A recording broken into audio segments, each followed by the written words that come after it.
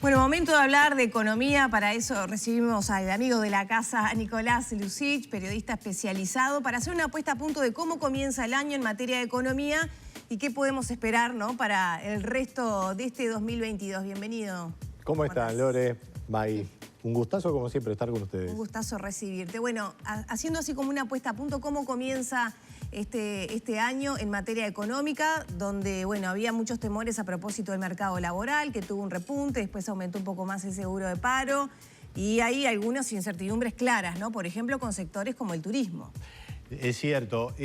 Digamos, para tener un punto de partida, cómo cerró el año pasado, todavía no está el dato completo del PBI, pero las proyecciones y ya, digamos, los cálculos que hacen los economistas apuntan a que el crecimiento va a ser superior al que se proyectaba en el año 2021, seguramente más cerca de un 4% que de 3,5%. El gobierno siempre se mantuvo en un 3,5% de proyección.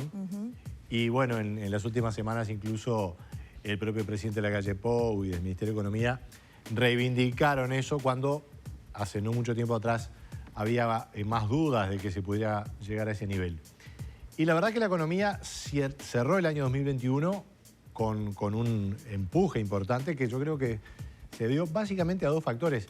Podría haber más, pero uno es el hecho de que se fue recomponiendo la presencialidad, la movilidad, es decir, se fue saliendo de la peor etapa de la pandemia y eso mejoró la situación de muchos sectores de servicios presenciales, la gastronomía, en parte lo que puede ser hotelería, aunque no estábamos todavía en temporada, pero el comercio, la propia educación, salud, es decir, la actividad empezó a mejorar.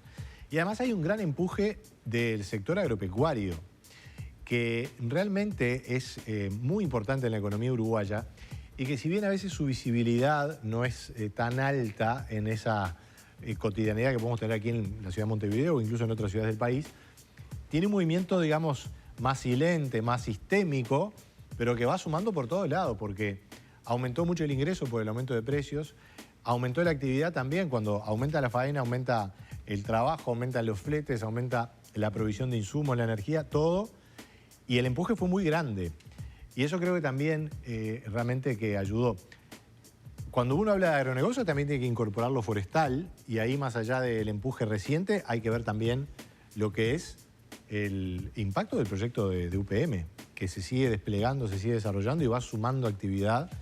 Entonces, el cierre de 2021 realmente fue fuerte, mejor al esperado, y en la medida que todo indica que en Uruguay pasó por lo menos en parte lo que ha pasado en otros países. La oferta laboral, es decir, la cantidad de gente que se vuelca al mercado de trabajo, ha tenido algunas variaciones. Se habla de como una cierta renuncia de mucha gente a volver al mercado de trabajo por diversas circunstancias, y la cuestión es que aumentó el empleo, la cantidad de gente ofertando trabajo no aumentó tanto y se redujo mucho el desempleo, que quedó en el 7%, que en términos históricos es una tasa muy baja. Ahora hay que ver qué pasa con esa gente también, ¿no?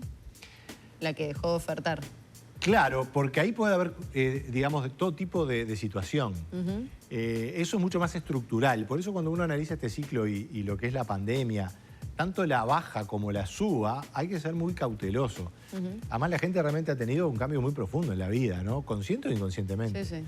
Porque, claro, hay gente que puede dejar de estar en el mercado de trabajo por frustración, que sería el peor escenario, o por una dificultad más seria.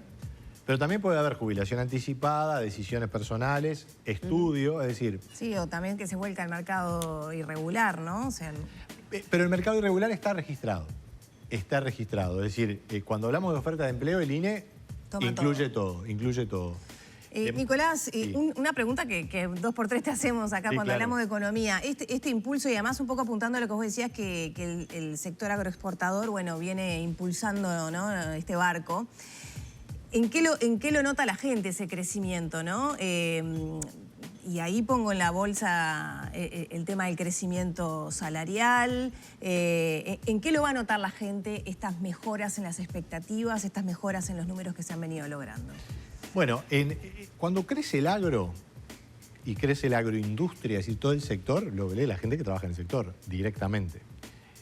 Es muy impactante. Incluso datos de estos últimos días, ya se está viendo inversiones, por ejemplo, incluso subrayado esta semana pasada, el intendente de Soriano se mostraba sorprendido porque en la ciudad de Mercedes, claro, Mercedes Soriano es un departamento muy muy rico en materia de producción agropecuaria, son muy buenos los suelos.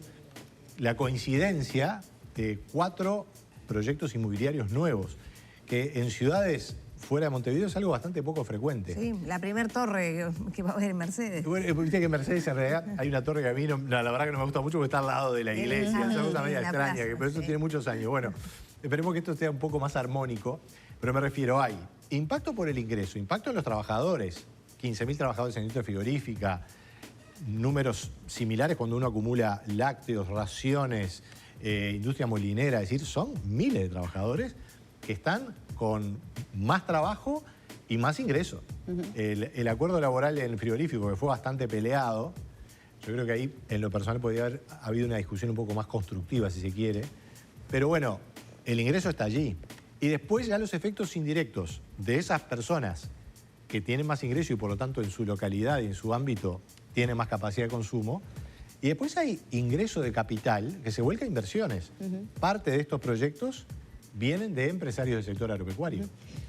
Es muy importante, bueno, pues los puertos, la logística, los fletes de los transportistas que nos pueden estar escuchando y sí, ven que hay más ganado, más fletes que van y que vienen. En forestación ni hablar. Es decir, es un movimiento muy intenso. A veces como se despliega en todo el territorio, a veces es menos visible, ¿no? Pero es muy importante. Nico, ¿qué pasa? Y ya yendo a lo que decíamos, ¿no? ¿Cómo afecta el bolsillo? ¿Cómo se ve reflejado lo que cobro mes por mes en las jubilaciones? ¿Qué pasa con la pérdida del salario real? Que el propio ministro Mieres dijo que sobre fines de este año va a haber esa recuperación salarial, recordando que 2020 y 2021 se perdió poder adquisitivo. Claro. Entonces, eso se ve reflejado en las jubilaciones. ¿Con qué nos vamos a encontrar en estos próximos meses, por lo menos hasta mitad de año? Creo que para responderle esa pregunta hay que poner en el centro la inflación. Y la inflación está siendo un problema. En realidad la inflación en Uruguay durante muchos años fue, yo lo he comentado, lo he catalogado como de molesta. La verdad que no era algo que fuera problemático, grave, pero nunca logró ubicarse, digamos, con tranquilidad en el rango de meta del Banco Central de entre 3 y 7%. Hemos estado lejos de estabilizar una inflación en el 5 o 6%. Siempre hemos estado en el 8, 9, a veces 10 bajando. Cuando en el mundo era muy baja la inflación, por muchos años. Ahora, Uruguay está con una inflación bastante parecida a los últimos años, pero el mundo está con una inflación mucho mayor y se nos está metiendo dentro porque están aumentando los combustibles por el aumento del petróleo, están aumentando muchos alimentos, la carne aumentó un 20% al público, creo que ahí va a haber cambios de consumo importantes. Entonces, si la inflación no cede, el salario, para no perder poder adquisitivo, tiene que empardarla y es difícil. Los últimos acuerdos salariales prevén cláusulas de ajuste, de recuperación al final de cada periodo, pero es un poco irla corriendo de atrás. El Instituto Cuesta Verde PIT-CNT estima que va a haber una pequeña recuperación de salario real este año por el sector privado, básicamente, no el sector público. Pero creo que el problema grande es la inflación y como tú bien explicabas, si el salario real queda acotado y no avanza, tampoco avanzan las jubilaciones. Ahora, obviamente que el mercado de trabajo y el ingreso surge de la multiplicación de empleo por salario. Y eso subió el año pasado, lo que se llama la masa salarial, que hacer un cálculo específico, yo no lo tengo disponible, no sé si está disponible, pero se hace una aproximación que es multiplicar empleo y salario y subió, si no recuerdo mal, un 3,8% en el 2021. Igual está un 2,5% por abajo de 2019. Es decir, la masa salarial todavía está por abajo de 2019. El PBI estaría alcanzando el 2019 ya ahora en estos meses eventualmente, así que uno podría pensar que eso va a seguir mejorando si el empleo mejora, si el salario real deja de caer. Yo creo que lo primero que tiene que pasar es que deje de caer. Claro. Y ahí hay que ver, el dólar está bajando. Bueno, eso te iba a decir, falta Fuerte. un jugador acá que es el dólar. ¿Qué pasa con claro. el Tuvo dólar? 10 caídas seguidas, prácticamente. Sí, ha caído mucho. Fíjate que el dólar está 1% arriba de lo que estaba un año atrás. Es decir, nos vamos a redondear, está igual que 40 hace un año. 43,20, 43,10. Y en ese mismo periodo tuvimos un 8% de inflación. Quiere decir que si vos hubieras esos pesos que tenías eventualmente, los hubieras puesto en unidades indexadas, ajustados a la inflación, hubieras preservado tu poder adquisitivo. Si lo cambiaste a dólares, cosa que hacen muchos uruguayos, perdiste un 6, un 7%. Es un movimiento fuerte. Lo que pasa es que el dólar está débil a nivel global a pesar de que se estima que va a haber un aumento de la tasa de interés, que el dólar puede empezar a recuperarse. Pero eso todavía no pasó. Va a ayudar a bajar la inflación. Ahí el riesgo es que Uruguay se encarezca mucho en dólares y bueno, eso siempre es un tema que los exportadores, el turismo vigila mucho. Un reclamo permanente, ¿no? Sí, yo creo que una baja del dólar sí. era bastante esperable porque realmente Uruguay empezó a aumentar la tasa de interés, en la región también está aumentando, es decir, que el dólar haya bajado no debería sorprender.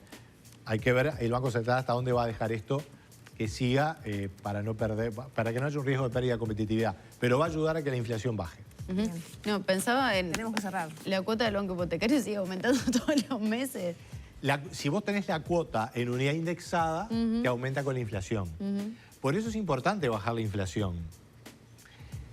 Dicho esto, obviamente que cualquier medida para bajar la inflación genera un impacto en la actividad. Ese es el gran dilema que tiene ahora Estados Unidos con la Reserva Federal y tasa de interés. Si llega a aumentar la tasa de interés demasiado fuerte, puede tener una retracción. Y Uruguay, a su escala, le pasa parecido. Entonces el Banco Central va de a poco.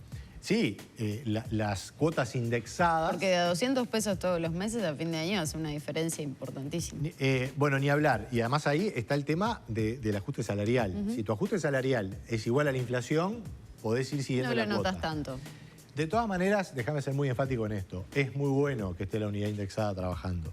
Porque el peor escenario es tener a la gente endeudada en dólares, que claro, con un dólar a la baja es un momento dulce. Claro. Pero después tenemos problemas. Se complica. Sí, exactamente. Yo creo que esto es mejor el esquema. Lo que hay que ver es si la inflación puede ceder.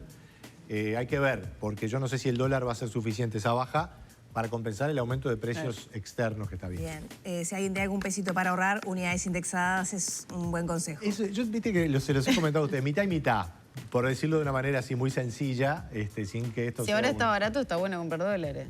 Bueno, eso es un razonamiento, sí. Sobre todo si pensás comprar algo en dólares, qué sé yo, un mueble o un electrodoméstico, o te querés hacer algún viaje. Por supuesto que la situación económica, para cerrar, no está sencilla. Un último comentario. Esto ha habido un gran bajón, ha habido una recuperación, y viste, cuando las cosas hacen así, a veces hacen así también. Claro. Así que este año es un año que hay que andar con cautela. Sí, muy atípico. Muchas gracias, Nicolás. Encantadísimo, como siempre. Cerramos por aquí entonces la entrevista con Nicolás Lucich a propósito de qué debemos esperar en cuanto a economía para este año. 9 de la mañana, 43 minutos, una nueva pausa y enseguida volvemos con más Arriba Gente.